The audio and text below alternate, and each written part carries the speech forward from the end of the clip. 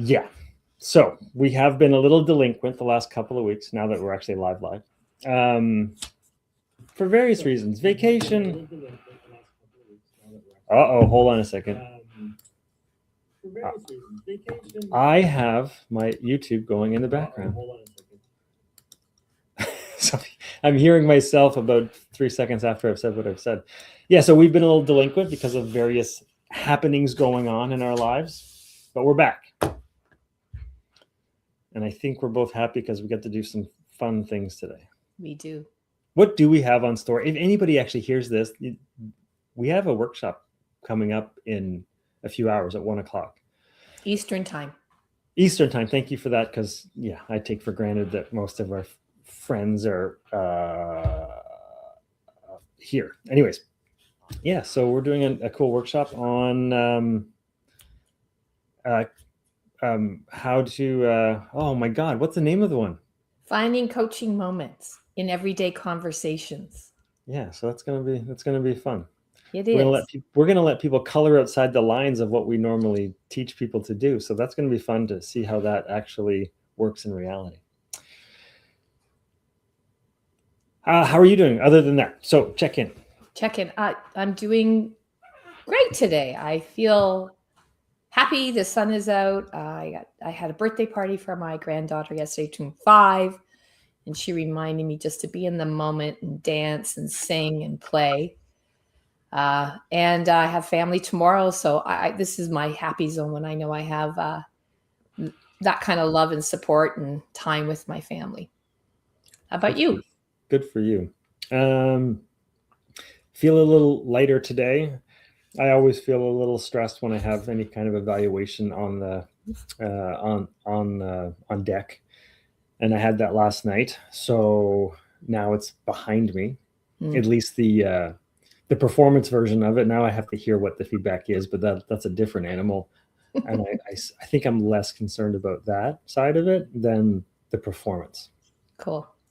So yeah, that's done. And it was a new version. I had to record myself. So I had to wear a microphone and videotape myself. So it was just another level of newness that was added to it that you had to worry about. And the phone that I had to use to record when I picked it up only had 20% left on it, battery life. So I was trying to if I can throw it on the charger for like 5 minutes, maybe I can like amp it up, and then I can turn it on just before class starts, and maybe that'll be just enough. Anyways, turns out I got 56 minutes out of the 60 minutes recorded, so not bad. Cool. So they'll have to deal with it. Just to add a little bit more to your performance anxiety. Well, yeah, because you're dealing with another level of things that are a little outside of your control, and when they're new, you don't have that level of comfort to deal with the newness. Well, how come that always lines up with where I want to go today in our conversation? That lines up? Newness? Well, let's share the title of today. How coaching has changed the way we show up. And I don't know if you noticed, but probably not because I set it up at the last minute. The thumbnail for today, the image that I showed, was a butterfly that had just come out of a cocoon, out of its, yeah.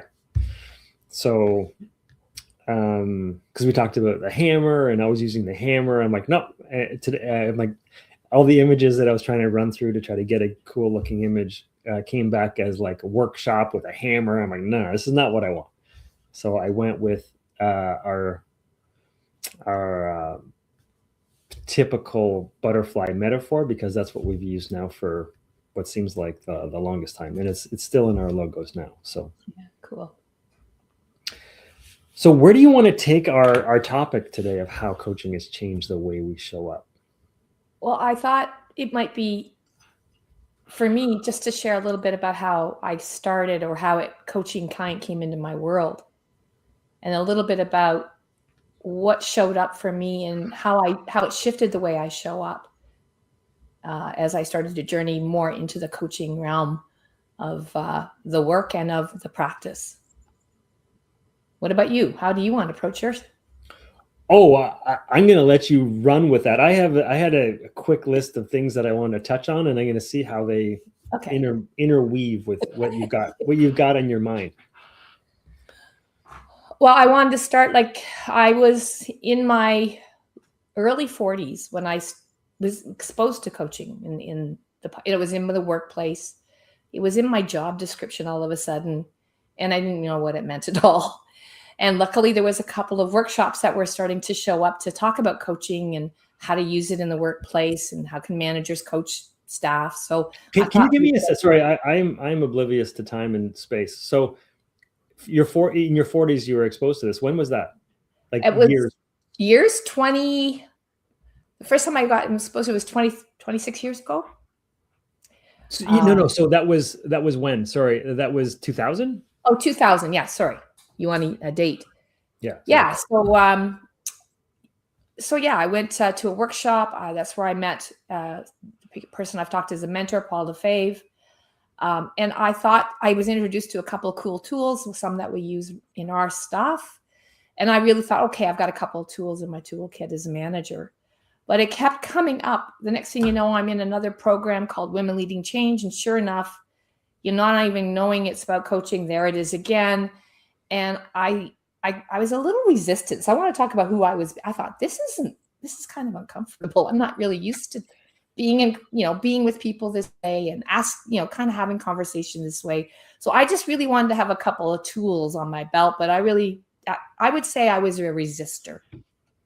It was very contradictory and contrasting to what I thought, how you were supposed to be as a leader, as a manager, how you spoke, listened. So it was there was a. And why is that? Well, what I would say is that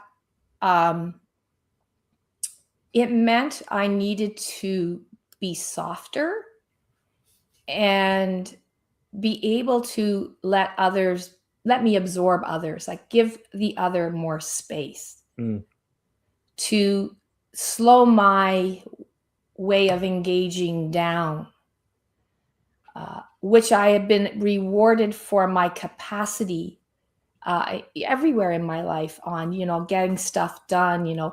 I could articulate very well. I could guide people through things. So it was, something that I had been rewarded for so much. And what this was saying was, well, that's not a bad thing. However, is it something that serves in all situations? Mm. So I started to notice that, and I also felt unconsciously a deep longing for this, that when I was in it, when I was seeing it in action, there was something inside that warmed me. And I thought, this is important, but it scared me because it meant I had to shift. Does that make sense? Yeah. Change is uncomfortable. There's a reason why they call it the comfort zone, right? I don't like change either. I never have. I always get the same thing at Subway. You have your restaurant, you have your order. It's like, yeah, I know what I'm getting. I'm getting this at this keg. I'm getting this at Subway. I'm getting this at McDonald's, whatever. You just, for me, I don't want to have, and when they tell you, oh, that machine's broken or the thing is not available, you're like, oh, what do I do? I don't like it. I don't like it at all. So yeah, I totally understand that, because coaching will put you in a space where you have to challenge your assumptions, potentially let go of the way that you've thought about something to let in a new version of what that could be. That, for a lot of us, is very uncomfortable. And now we do it to other people. And I think you need to have experienced it from that side to be able to put other people in that situation as well and be okay with them struggling in that space. So, yeah. Well, that's the normal and necessary shifting, to let go of your comfort zone. You just described it so beautifully, Ian. And sometimes a broken machine is a bit of, the universe is saying you're not getting that, to let something different in. I remember Pema Chödrön talked about this, that as we age, especially as we aged, and so my time, comfort is important. We like our comfort. We have a lot of history of comfort. But what happens when we stay in our comfort zone is we shrink And you see that as people age, as they their, the family unit changes, their social network changes, they can often, if they don't expand themselves and put themselves out there in different situations, their comfort zone actually gets smaller. So what I would say to you though about my personality is that I actually like lots of different things, but I'm a surface changer. I'm kind of, I like lots of different activities and try things out, but I don't go very deep into them. And what I knew right away is this was not just about the stuff I was going to do with others. It was inside work too. And I think that's what probably, I'm going to use the word, scared me the most, because I hadn't really done any of that. I hadn't been exposed to the internal capacity, the self-awareness side of development. I was more on the doing side. I grabbed a tool and I could make it work. So this was now an awareness that I had some catching up to do in here. Yeah, that I can relate to that a lot. I think the awareness piece is, I think coaching has heightened my ability to become more aware. I don't know if I'm always aware. No. Because I want to say I think all of us are more unaware and unconscious most of the day and most of the time. However, coaching has opened me up to be able to become aware if I'm open to it. So I will have my spin outs and freak out about life and how things aren't quite working the way I want them to. But when I can get still and be, I have the ability to see things and hear things and do things differently. So I want to say that's maybe 5 to 10% of the time for somebody who practices this on a regular basis. So it has opened up the possibility for me to become aware of certain things when I'm ready. And that's why when I'm actually in the practice of coaching and I'm freaking out about how am I going to get this person out of this situation? How am I going to fix it? What amazing question am I going to ask? When I'm there, I'm in that 90% of the unconscious version of me who's trying to control it all. When I can be the 10% or 5% of me who's just like, relax. They've got the answer. It's inside them. It's not my problem. If I can just hold space quietly enough, they're going to give me a clue while I'm present, which will lead to the question that will allow them to open up and have their own awareness. So I have to invite it in them when I'm in the right space. So it's made me a different person when I open up and allow that 5 to 10% of me to be who is the natural version of me anyways, I think. And I've piled on with all this other egoic problem, unconscious stuff. That was a lot there, but I think that for me encapsulates how I'm able to be and how coaching shifts me in general. An example for me, to build on what you just said, is you said something really important. That is, it's an intentional practice, self-awareness, being aware. And so just, to show how my development when I first got into that, when I ended up, because who I am, I needed a formal program to be able to stand and stay in it. Because remember, I talked about I'm a hopper. So I knew the rigor. I needed the rigor for me. So I just want to point out that not everybody has the formal program. I needed it personally, and I knew that. And my mentor knew I needed that. So the very first coaching session I had with the teacher, Joanne Hunt, and at Integral Coaching Canada, she asked me to grab a pen. And she says, now tell me how the pen feels. And I'm looking going, I have no idea what she wants me to do. I could not feel my pen. I was so out of my body. My way of being is I have a really busy mind. I'm a head person. And I remember sitting there going, I can't feel the pen. And she was asking me to like walking me through some, just notice. And I just finally said, Joanne, I can't feel the pen. Like, I just can't feel it. That's how out of my body I was. So in order for us, you said something really important, to be here, it's in here. Mm. So I needed to, that's where I started. And my first practice, do you know what my first practice was? To notice my hands in the water when I'm washing the dishes. So development, I just want to go on about like learning to be in your body. It doesn't have to be this big, we meditate for an hour and feel your, that's helpful. That was part of my practice down the road. But just that was my first step. Remember we talk about the right first step? Right. To just notice my hands in the water, because I did dishes every night. Feel the warmth. And she just said, just notice it. Don't put. So that was my starting of my journey to get inside here. And the reason why is that your intuition's in your stomach. Your emotions are in your chest.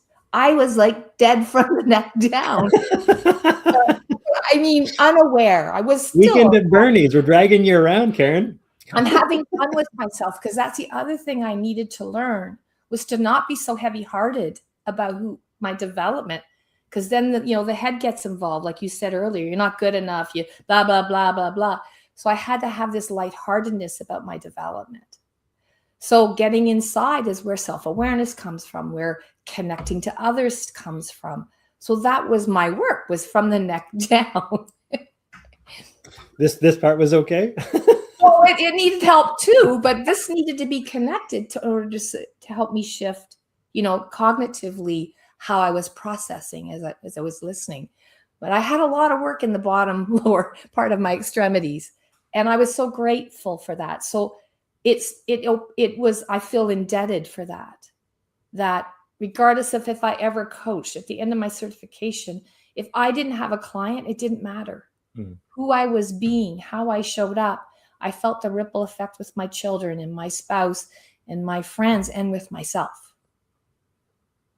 And, that just was wonderful to have the development of what coaching can offer us.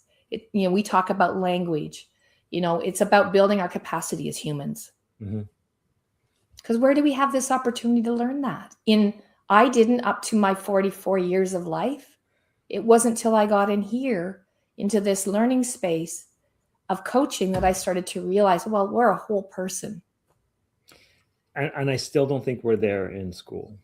No. Which for me is crazy.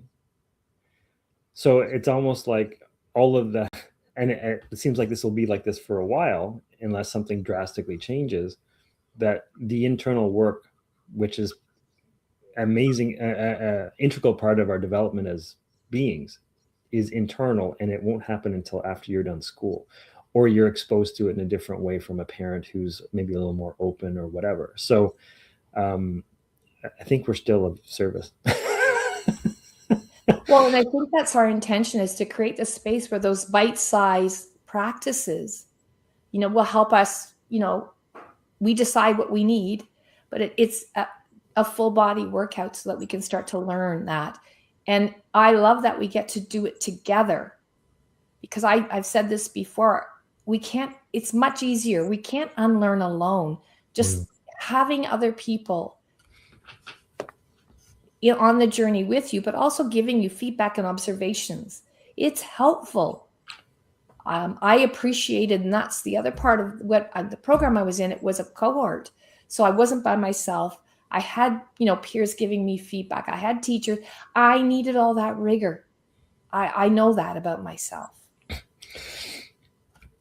It's funny because you need the rigor, and I want to, like, as much as I appreciate a framework, I don't like rules. So, I mean, you've gone through the Integral Coaching Canada program and became a certified coach. I went through the Relationship Coaching Institute in California to get my kind of base level of coaching. And then I didn't get certified because something inside of me said it wasn't for you. Like, it wasn't for me to go and get that. And I think it's because I felt like I might be hamstrung by rules that I didn't necessarily 100% be on board with. So for me to be authentic, I couldn't go through with it. And even Paul at one point was like, well, maybe you want to go back and get like your certification. It might be easier to get work in government and stuff like that. And he's probably correct that it would have been easier for me to get contracts and whatnot, but it didn't feel like it was aligned with me for whatever reason. And partly because I think maybe coaching it's an aspect of me, but it's not the whole me. And I couldn't get on board 100% with, I guess, the rules of coaching. So, can I challenge you in a good way? Yeah, of course you can. Because what I know about you, because I've traveled alongside you for 12 or 13 years, that doesn't mean you haven't gone and got development. I think what I know about you is you intuitively, that is your gift. That's where your baseline is. You chose what you needed. So you were whatever, because you said the word rules and and I used the word rigor. The structure, you chose where you wanted development and what you wanted to bring into your development. The thing about coaching is, what do we bring to every conversation? Ourselves. And so there are so many millions, how many are involved in this world of, helping others grow and develop.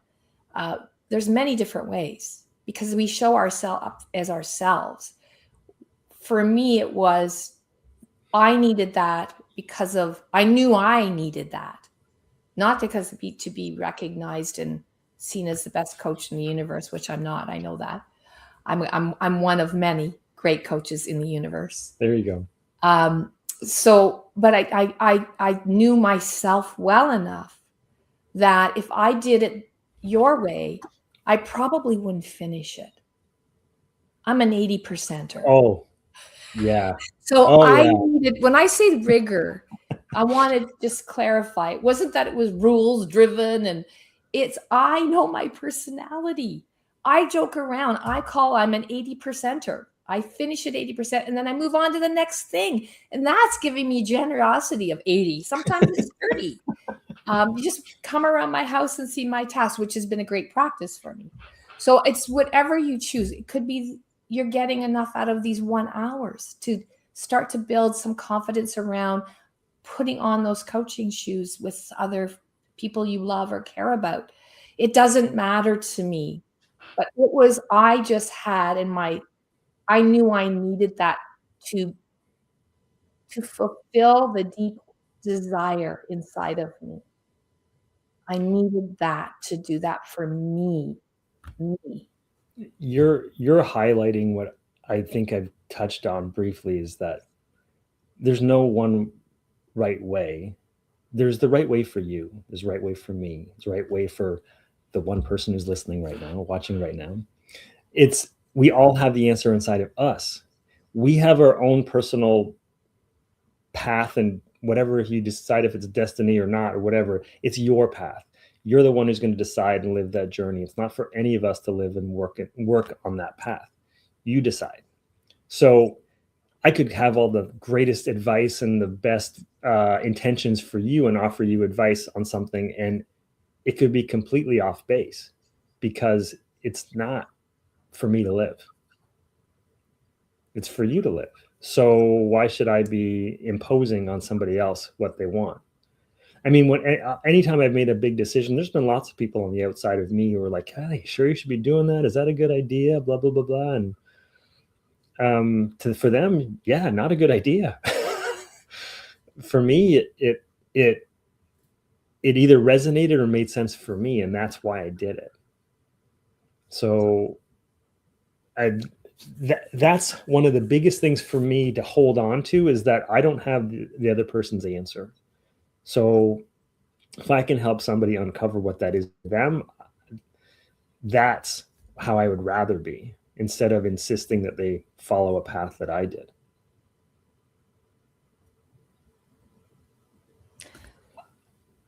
I love that. I want, and I think it just aligns to who you are. And so coaching is so connected to who you are anyways. But I wanted to talk about my second thing, that how I've changed how I showed up. And this was in the last part of my certification. And I still felt totally incompetent. But I was the practice was to sit beside one of the other person that was in the program with us. And it was an east, north, south, west practice. So what it was designed to do, and we just did a session on this, was to ask a question and have people look at their development from a different perspective.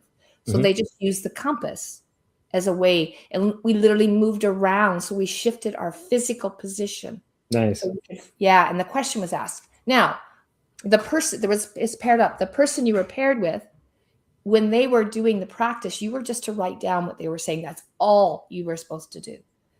You know, you would ask the question, then all you did was write everything down for them. So when it became my turn to be the writer, and my partner was going around, and all I was doing was writing, all of a sudden what happened to me, that practice, I thought it was for them. It was also for me. Is that I never spoke. I didn't move. I just wrote. I was quietly present, listening deeply. And I get teary-eyed because this is probably my biggest shift in my life, is I bawled my eyes out for an hour after that practice. And we were journaling, and I was waiting for the teacher to come over and give me a hug, and I never got anything. No one touched me. I went through 2 boxes of Kleenex. I looked horrible. I know that.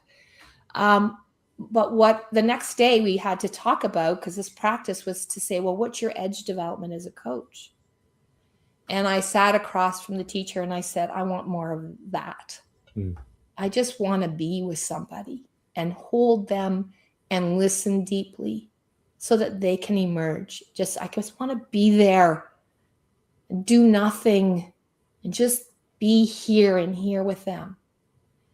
And I have that gift for me, regardless of coaching clients. It was profoundly deep and developmental for me. I get to do that with my grandchildren. And I wouldn't have had that. I can have them on my lap, and I can just be with them and absorb them and let them talk and just physically hold myself with them. And it is the most peaceful, loving thing I do for myself.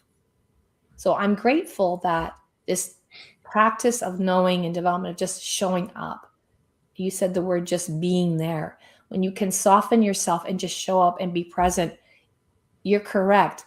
When you're listening, they're giving you something. That's how you're discerning how to support them. And it helps you inform them yourself of what's the question that I could ask that could continue for them to expand and grow and know where they want to go and what deeply matters and what's the right next step for them. So that practice was, like I said, one of those breaking me wide open, and found my deep, deep, deep desire to be more like that in my life. Yes, that doesn't happen every day. This is not what we turn on 24/7, but I have certain spaces now. Now I may be rapidly thinking, when am I going to get the kids for supper or the grandkids? And then I remind myself, it doesn't matter. I'm here right now. They're rubbing my hand. Oh my gosh, they're close to my heart. They're going to be 10 years old and not want to sit on my knee. And oh no, it doesn't matter, Karen. They're 5 now, so relax. That practice of just immersing myself in the moment with them. So happy I can do that. I do not believe I would have had that development without being exposed to that development in the coaching realm. It sounds like you were given the gift of vulnerability.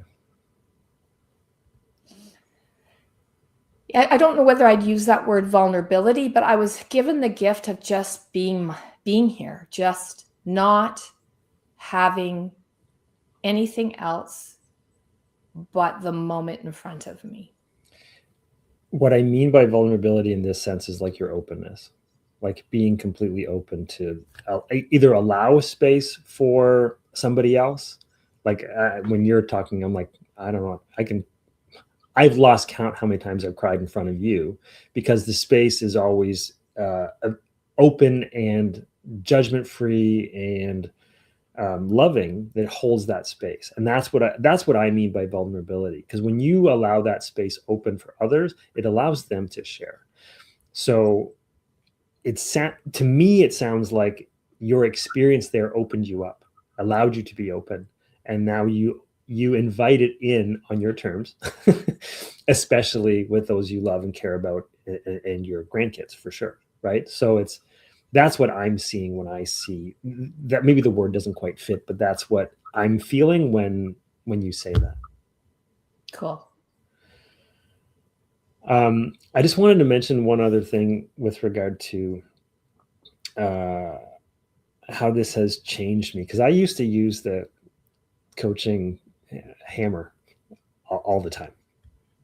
It came out anytime I heard somebody say something or complain about something, or something's not working for somebody. I would start asking them questions like, hey, what do you want to do about that? How could I support you? I would just go in and ask all the cliche coaching questions. And when I first got into coaching, would have been like 2007, 2008. I was getting back with my wife, and there was a lot of challenging conversations. So I asked her a lot of questions, and she didn't always appreciate being coached. And she would actually tell me, I don't want to be coached right now. So I had to learn how to use my abilities in that way, but not force it on people. Now she invites it and she'll come ask for it. She's like, I need Ian. I need Coach Ian to help me out with something. But at one point she was like, yeah, I just want my husband. Or my boyfriend. I don't want to coach. So it's being having some discernment as to when to use the coaching and when not to use the coaching. Yeah, that can be the turning on and turning off. Like what, and wonderful that we have spouses that will ask for it, but also, let us know when, look, I'm not into that right now.